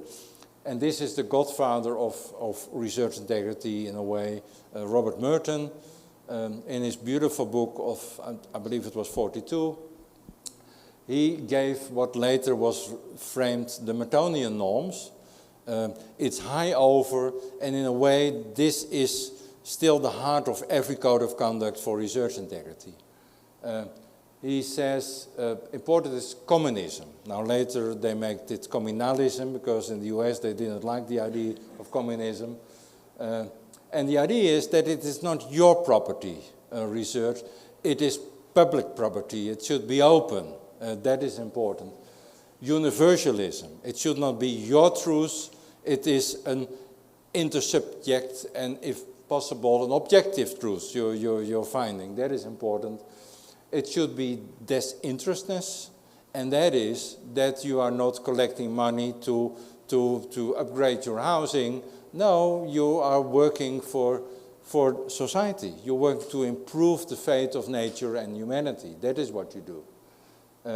And then I like that most, and that is about not being able to stand in the kitchen again, you need to be able to take constructive criticism. That is the heart of the matter. We need to criticize each other all the time. That is important, and to do it in such a way that we get to the closer to the truth, probably without ever knowing whether we got it. This is one of my favorite European projects. It's called Standard Operating Procedures for Research Integrity. There is still a beautiful website and more than 120 guidelines for institutions are on that website of stuff you could do to improve research integrity. Again, like with the reporting guidelines, don't reinvent the wheel at home. Look what is there, adapt it to your local situation, and use it, please. It is available. And these are 4 wonderful guidelines. I have a conflict of interest. They're written by my PhD student about how to do research integrity education for students, for early career researchers, for non-research staff, like we call them, and also to keep going and repeating all the time. And this is about the mentorship and the supervision relationship. There is some disbalance in many ways there. There is a power disbalance, and there is also an interest disbalance there to some extent. When you're a PhD, you might consider yourself to be a complex person with all kinds of traits. That is not what many supervisors see. They only see a machine that is producing data and articles. So you should be aware about that and able to talk about that. When you are a good supervisor, you see the person. And once I think I know it all, I've been there before, I'm making a mistake. Because the next PhD student will be another person. It's not easy, but it's worthwhile to delve a little bit in what is making this human tick. You might not be able to understand it, but it's nice to try. So, and one of probably my best PhD student ever, she, in the second year, she came to me and she said, now listen, I like the way I'm supervised by the team. We always have team, never have one supervisor per PhD student. That's the most stupid thing you can do. She said, but from my friends, I hear such horror stories. Would it be permissible to start a course for supervisors? Remember, 2 years PhD students. She said, can I train maybe supervisors? I said, well, it's a bit of a challenge for a second-year PhD student, but maybe you can do it. I will team you up with a really experienced trainer, a lady that was giving courses to train rectors and deans and for big grants, practice interviews and everything. She was really skilled at the trade. And said, well, let's work together, the two of you, and let's see what happens. And this is what happened. That is the lady, Tamarin de Haven. They designed a course, and the title says it all. It's called Superb Supervision. And we offered it at people new in the trade, people who got their first or their second PhD student, and were still insecure. That there is a lost generation higher up, of course, we realized, but we started with the low-hanging fruit, the new supervisors. And the course is quite intensive. It is with a lot of role-playing with professional actors, and they can really play a certain type of PhD student or a certain type of supervisor. So that was confronting for people. And we also combined the supervision skills with open science skills, because we discovered that the people who are supervisors have no clue how you pre-register and study, how you curate your data set, how you do all the things that need to be done nowadays. And what is a preprint and how it works, they had no clue. So we're teaching them that as well. And after the course, it's 3 full intensive days. They enter in an intervision group as a cohort of that course, I believe 4x4 or 5x5. It is on our campus a popular course, and both ladies, they are flying all over the world, giving the course in other spots. It's quite a hit, and it works, and it inspires others to make similar course. It's really great. Oh, I'm doing fine. It's not too bad. And this is near to my heart as well. It's my firm belief that we should rely more on early career researchers, PhD students, postdocs, that is. Because they are the agents of change for the good in academia. The older people, they have already invested in a system of the past. They have vested interest. Young people can be agents of change, and my feeling is that we can trust them. We can trust them to do the right thing. And this is from a paper. The paper is cited below the slide in the PDF as well, of 5 courageous early career researchers within this Vrije project. It was a multi-project with 50, 60 people working in it.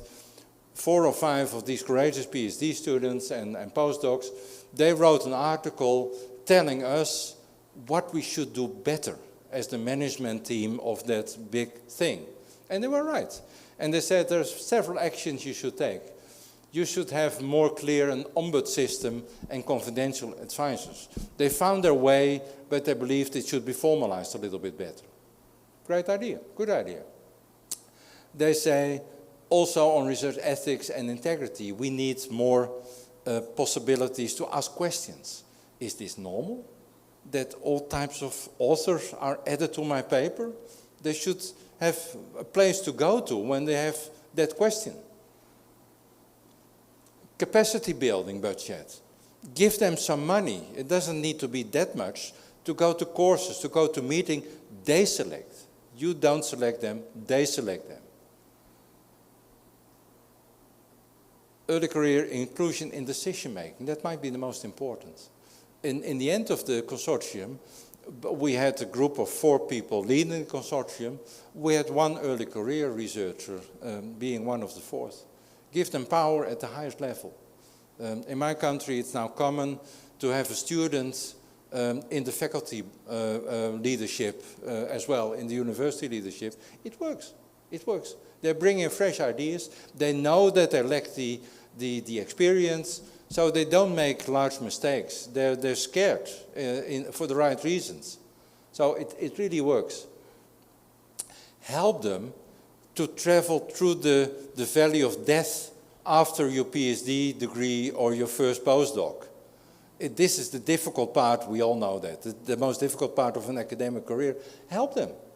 Help them to strengthen their CV a little bit and to climb again out of that valley of death when they want to have an academic career. That is important. Great advice. And also help them a little bit. They're usually much more skilled than we are to build a network and a community platform. But sometimes they need some money for that as well. And it might be WhatsApp, it might be another thing I never heard about. Doesn't matter. It's important that they do their own thing and we cannot peek into it. They can only talk to it themselves. It's a great article. I can recommend it when you want to be a little bit more progressive in the domain of early career researchers. Now this I've been said already, but I'm going to repeat it a little bit because assessment of investigators is so important. It's so important. We do it all the time. We do it for grants, we do it for vacancies, for promotions, for tenure, for awards, for whatever. And the issue is that they are so effective. When we count publications and citations, that is what you get. Publications and citations. I give you a weird example, real life. I've worked quite a lot in South Africa. After the apartheid, the black and the white universities were forced to merge, which was a good idea. It was not a big success, but it was a good idea. And then the government decided to have only basically one parameter in the funding of universities. And that is the number of publications they produced. It was disastrous. Well, it worked. In no time, the number of publications went sky high. But the problem was the publications were shorter and shorter and shorter. The salami tactic, thinner slices. in some area, disciplinary fields, it has been documented that 40% was heavily plagiarized. You're asking for it, in a way, perverse incentives. And, which is funny as well, almost all these papers had authors from multiple universities, because they counted full in all of these universities. So there were gift authorships all over the place there. They're still doing it. I've talked to the Minister of Education about it in South Africa, and they seem to understand, but nothing happened so far. At least, well, you do what you can. That is what it is. And like a management guru called Goodhart, if I remember correctly, says, when a measure becomes a target, it ceases to be a good measure. And that is the reason we need to broaden up a little bit. That is important. We need to broaden up. It's not wrong to count citations and publications, but we should also give career points for more responsible research practices, like I alluded to making your methods and data open, like being a good peer reviewer, a good supervisor, a good teacher, a good team member. I know it's not easy to count that, but you can make it countable. For instance, review reports in some more progressive journals, they publish them and they give them a DOI, so you can easily add them to your publication list. That is a good idea. So that is a movement now in many countries, possibly in Brazil as well, I don't know that.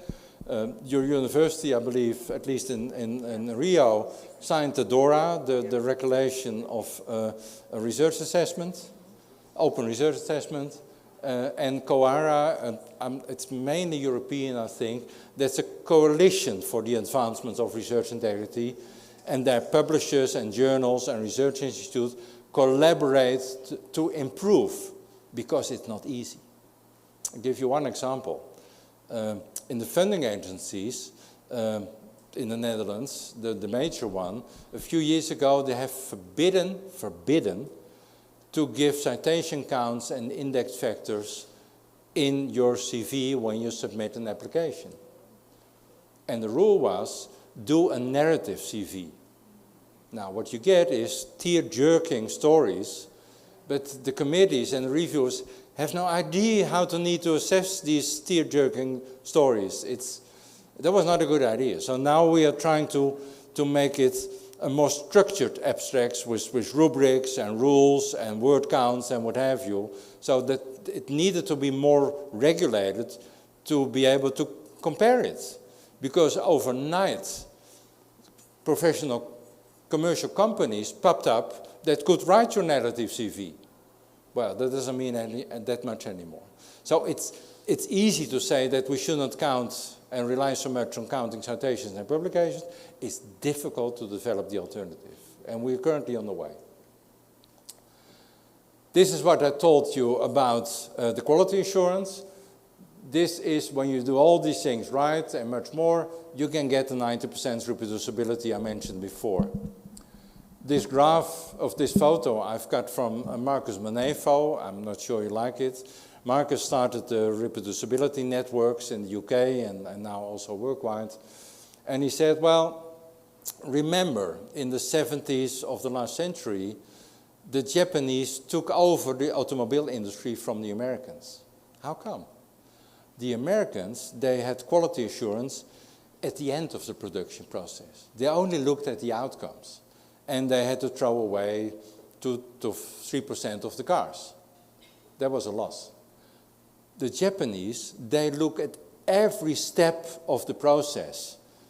And they monitor and guard the quality there so well, they don't even look whether the car works when it's finished. They know it's going to work. And he said that is what we need to do in research as well. We need to go upstream. Look at the quality of the process and not of the quality of the outcome and even the publication, and then do a retraction. Retraction is surgery. It has to be done, but you need to have preventive medicine. And this is preventive medicine. A few examples. Organize internal audits in a friendly way, but do it every project needs to be audited at least once a year in your institution. It can be organized, there are examples, and you correct a lot of errors before they become disasters. Have a buddy system, so stupid. I invented that much too late.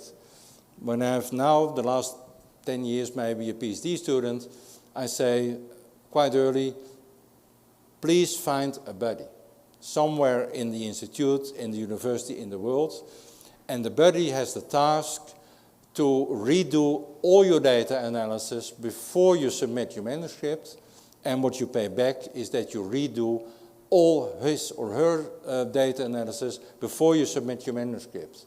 Because making errors is so easy in data analysis.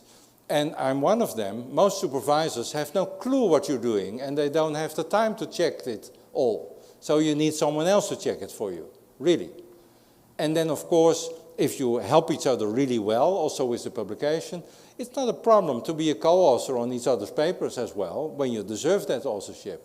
So the buddy system is really important. Please try it. A thing called blame-free reporting, developed in cockpits and operating theaters. There the rule is, when you see a mistake, you speak up. When you make a mistake, you speak up. No one will be punished for that. We will only try how we can redesign the system in such a way that it won't happen again. It's so important. It made surgery safer, it made flying safer. It should make science safer as well. What we now do, we kill the whistleblower. That is not a good idea. We need to improve the system. That is important by being open. One of my favorite examples is that in a department in our medical center, it's about Alzheimer, the department, top department, every 2 months they have a meeting, and the meeting has one topic. We are going to admit and discuss our mistakes. And the department leaders start. We all make stupid errors every month, no problem. Just be open about it and talk about it. Could this have been prevented or not? It works, it really works. Okay, I was not done, I believe. Expert guidance is important, of course. It's difficult science, you cannot know it all.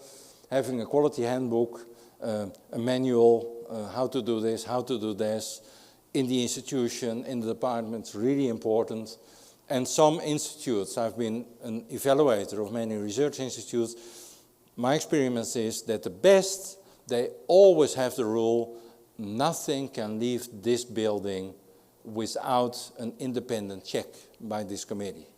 It can be a grant application, it can be a letter, an important letter to a funding agency, it can be a publication, it can be a report, it doesn't matter. It needs to be checked. That is essential. We are making mistakes. We all do. I alluded it already. This is our beautiful nature paper. I mean the beautiful illustration of the nature paper about that sub-fluoride project. We didn't prove that the guidelines worked, but we tested them out in funding agencies and also in universities. And we need to adapt a lot, of course, as that is how these things happen. But roughly they're quite usable. There are 9 categories on the web. I'm not going to go through them all. You can check it yourself if you're interested. This is a slide with a few codes I'm quite familiar with. The European code is important in Europe. I couldn't figure out whether you had a Brazilian code on the federal level. I believe not. But many continents and countries have the codes. And this is the Dutch code. It's a wonderful code. I've written it, so I have a conflict of interest there. But still, you try to make it as concrete as possible for the investigators. And when you do that, you discover how difficult it is when you write a code that is both for the sciences and the humanities. So you cannot make it that specialized. That needs to be done in more disciplinary codes, more institutional codes, which are more in the form of do's and don'ts. These are 2 really nice publications by the European Network of Research Integrity Officers. Everything I show to you is open access, available everywhere, so you can check it if you like.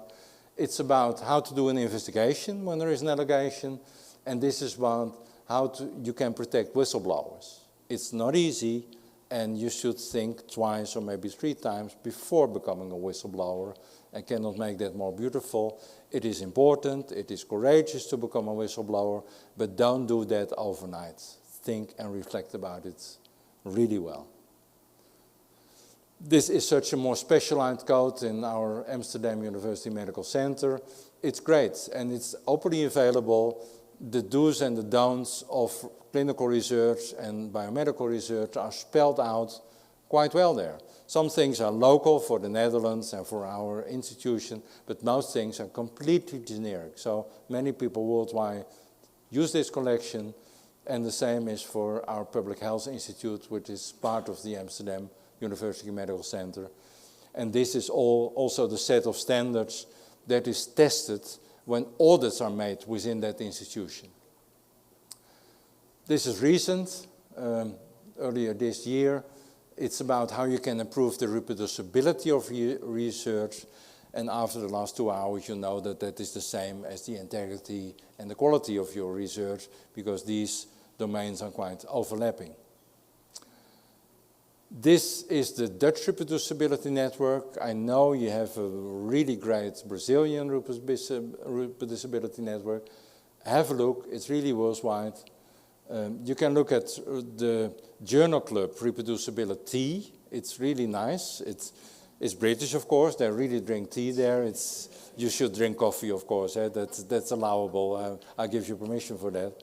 But it's a great collection of articles to start journal clubs and to have interesting discussions among early career researchers, sometimes with some elderly staff with it as well.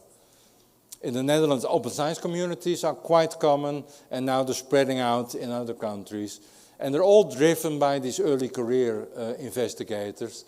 And when you want to know more about research integrity, the Dutch Research Integrity Network has a decent website and a YouTube channel with interesting talks.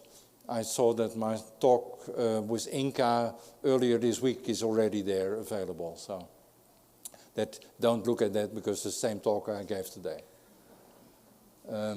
And this is what I alluded to yesterday already, the 3 huge European consortia, all 3 focusing on reproducibility.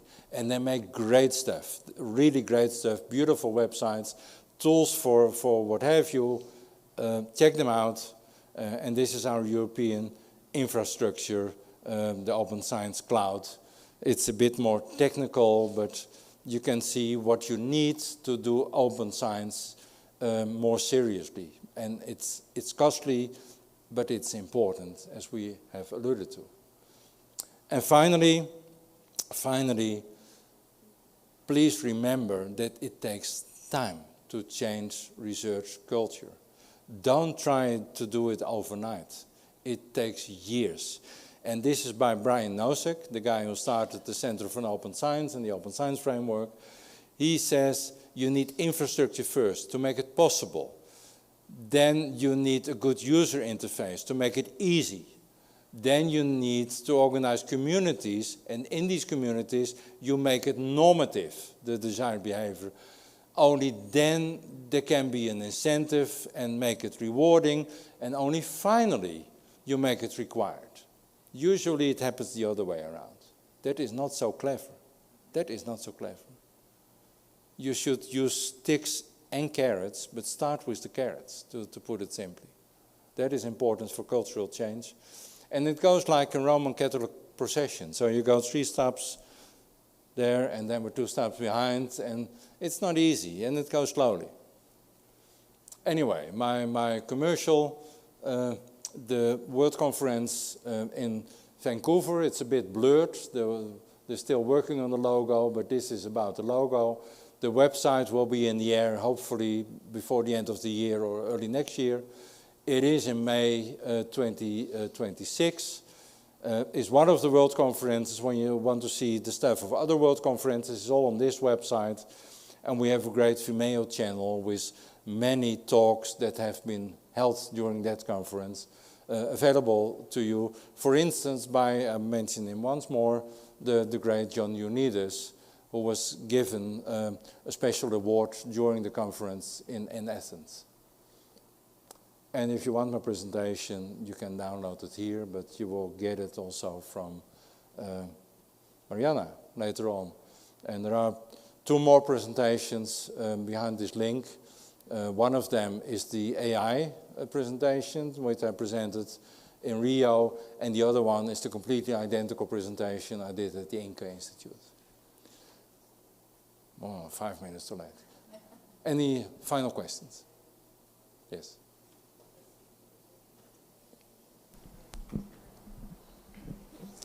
I would like to notice that there is a code of conduct, a Brazilian code of conduct, and very few people have read it. And it was put forth by the Brazilian Academy of Sciences, really? Which is, you know, tentative. We are far behind, certainly. You don't have to make our mistakes then. Yeah. But I think people are getting more and more conscious about the relevance and the importance of all this. And I'm pensioned, so I started a consultancy for research integrity. It's my hobby now.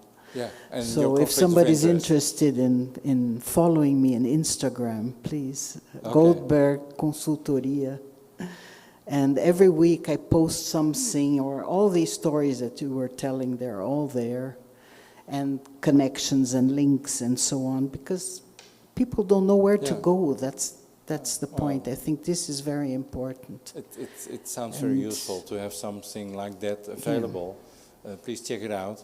And please send me the Brazilian Code of Conduct if there is an English version. It's a little bit more general, let's say, because it's a first version.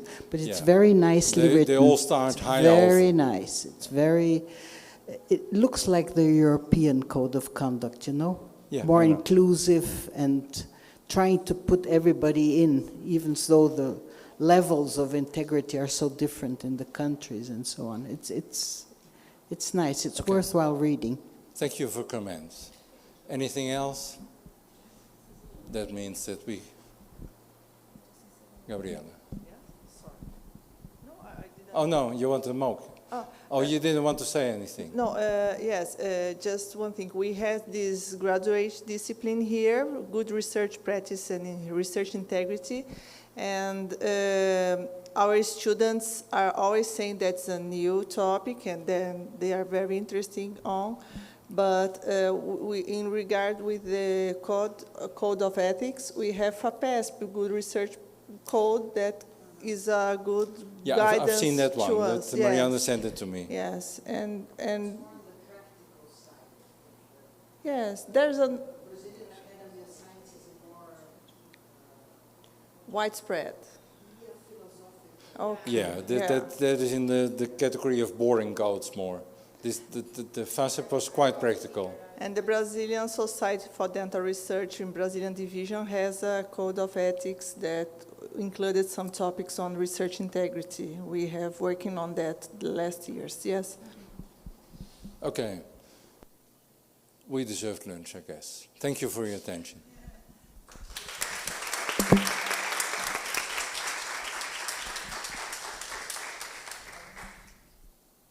Let me check if we have other questions here. No. So I would like to thank Professor Lex Bouter for your excellent lecture. It was really wonderful to hear you. And if you have no more questions, we can finish the session. Thank you very much for everyone. Obrigada a todos pela presença. Espero que tenham aproveitado. Não se esqueçam de preencher o forms do QR Code que está na porta e nas paredes. E para quem está assistindo online, que está no link o link está na descrição, para que nós possamos enviar os certificados e também o material que o professor Lex prometeu. Obrigada.